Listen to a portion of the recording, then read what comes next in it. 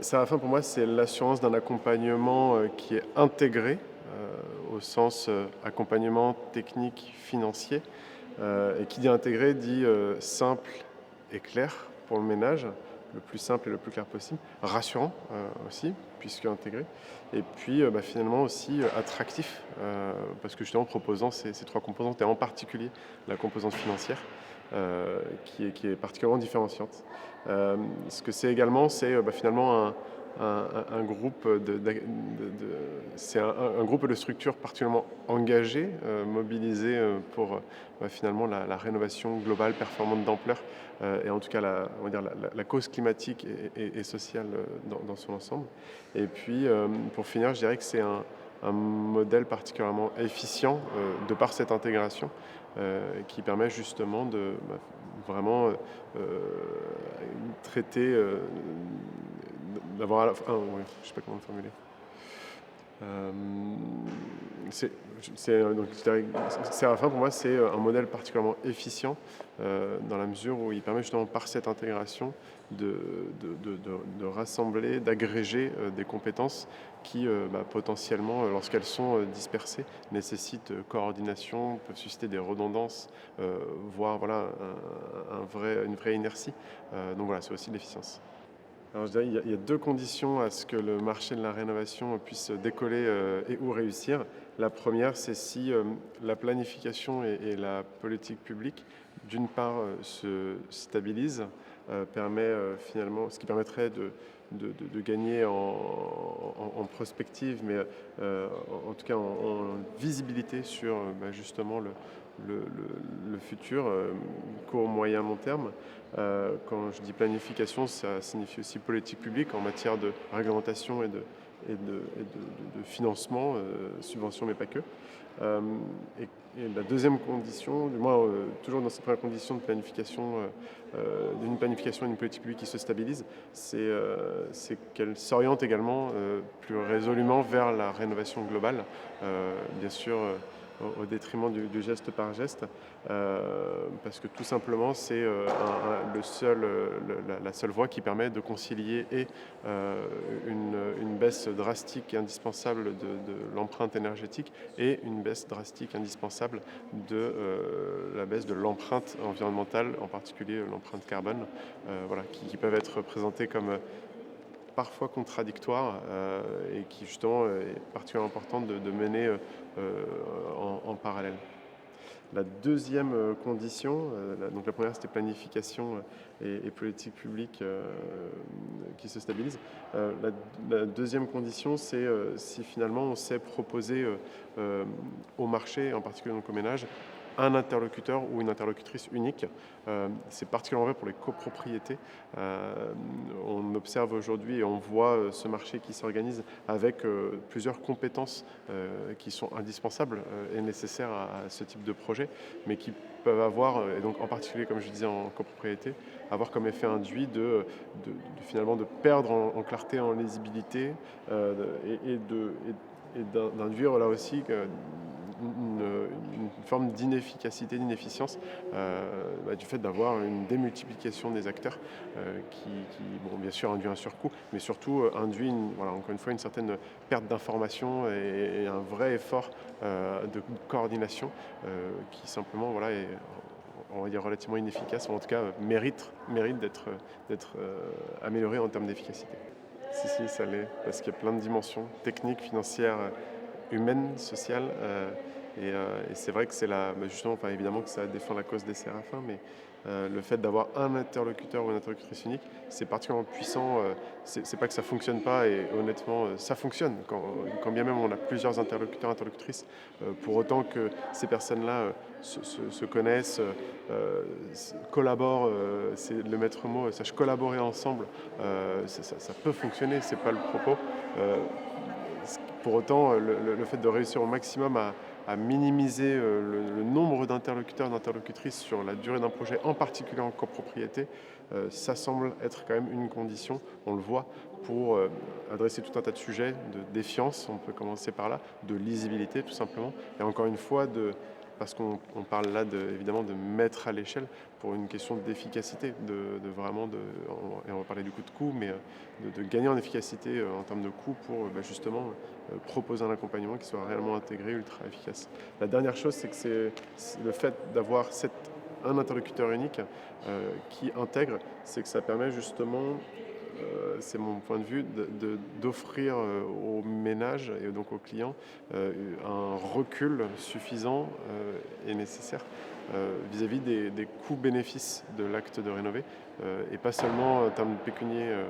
des coûts majoritairement financiers, mais les bénéfices financiers certes, mais pas que.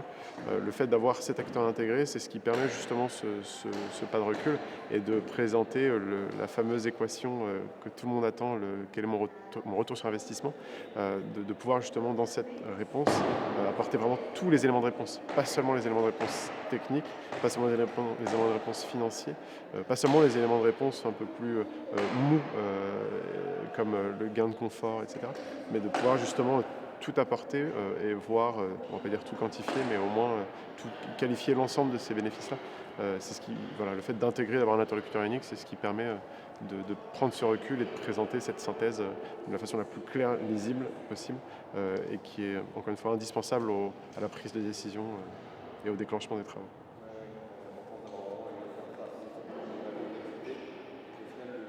C'est ça, qui n'a pas envie et c'est OK, qui n'a pas envie de se confronter à cette complexité, qui a simplement envie d'y voir très clair sur combien ça me coûte, qu'est-ce que ça me rapporte, pas seulement en pognon, combien ça me coûte, qu'est-ce que ça me rapporte. Et ça, si on est plusieurs à avoir à l'expliquer, forcément, on aura autant de réponses que de personnes. Et c'est pas, comment dire, c'est OK, mais ça perd en lisibilité pour les ménages. Complètement.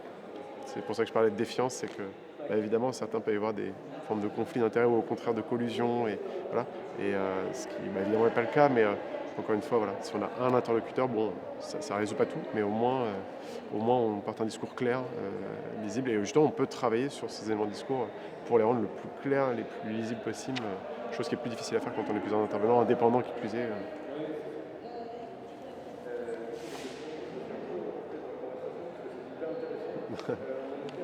Ouais, c'est ça. Ouais. Alors si j'avais deux vœux à émettre, et là à nouveau c'est particulièrement vrai pour les copropriétés, qui on le sait est un objet assez complexe à adresser. Premier vœu, c'est de savoir estimer le reste à charge des ménages le plus en amont possible, sous-entendu beaucoup plus en amont que ce que l'on est capable de faire aujourd'hui, euh, pour là aussi très tôt être les plus rassurants possibles, les plus clairs surtout, au-delà d'être rassurants, au moins les plus clairs et les plus transparents possibles sur en particulier le coût que ça va représenter, avant même de parler de reste à charge, au moins sur le coût. Ça c'est le premier vœu. Et puis le deuxième vœu, c'était celui de finalement de façon générale, de faciliter la coopération entre les différentes parties prenantes. Même dans un schéma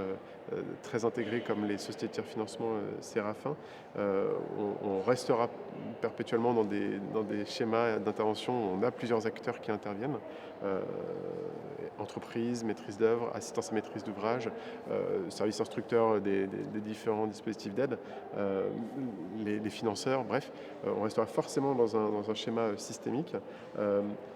Mon deuxième vœu, c'est donc de pouvoir faciliter la collaboration de ces, je disais, interacteurs. On peut penser par exemple en termes d'outils et de processus. C'est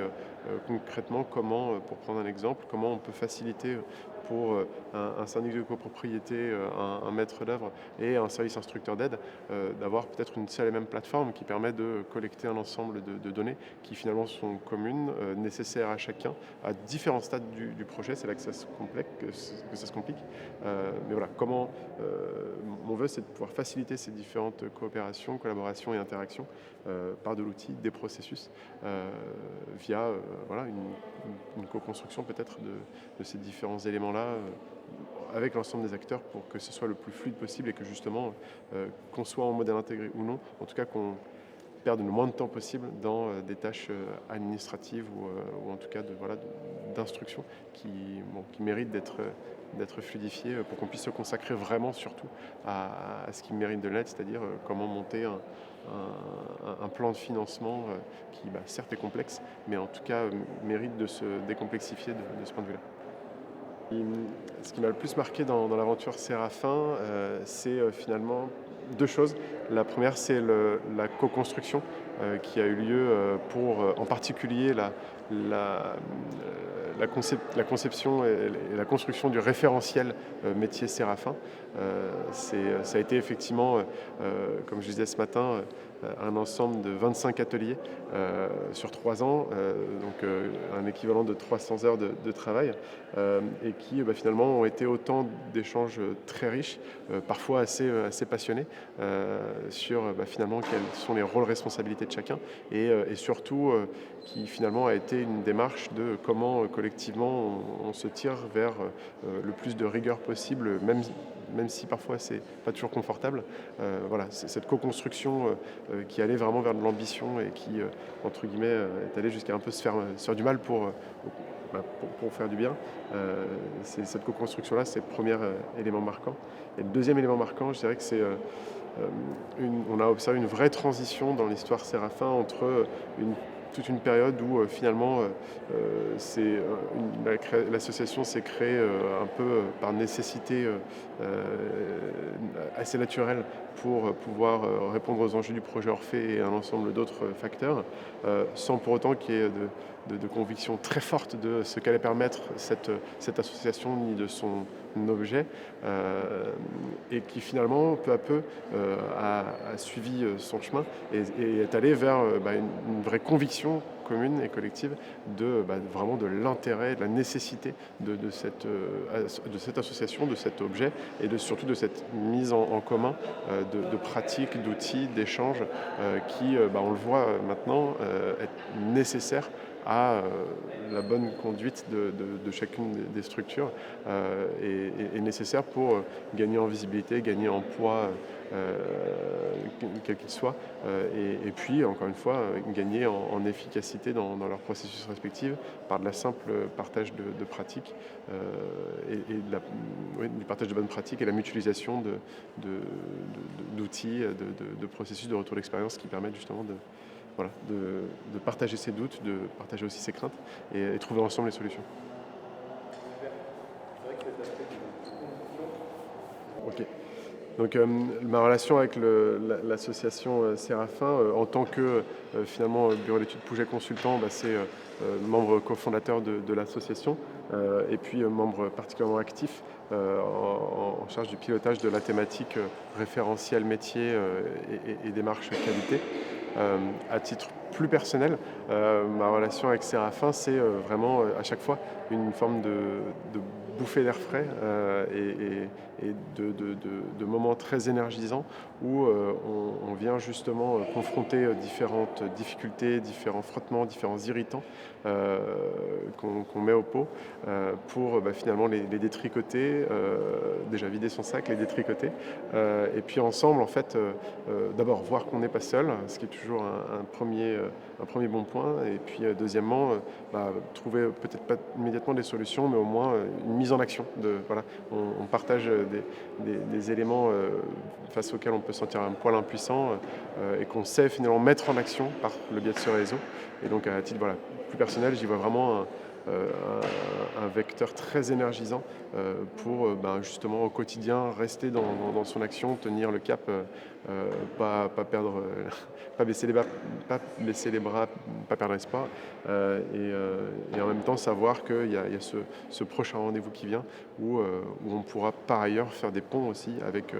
d'autres acteurs que nous ne sommes pas amenés à nécessairement toucher, croiser dans nos activités classiques quotidiennes.